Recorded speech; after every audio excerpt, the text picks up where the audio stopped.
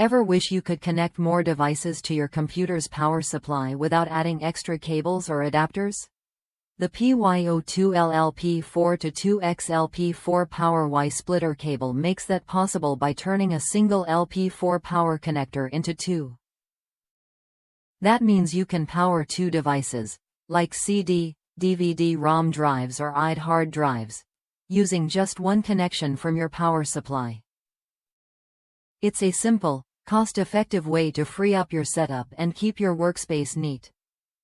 I first came across this splitter while working on an original Xbox softmod project. If you're into retro gaming or tinkering with older consoles, you know how tricky it can be to power multiple hard drives inside that compact chassis. This cable was exactly what I needed to hook up a second, larger hard drive without rewiring or upgrading my entire power supply. It's amazing how such a small accessory can make a huge difference in managing power for modded consoles or custom builds.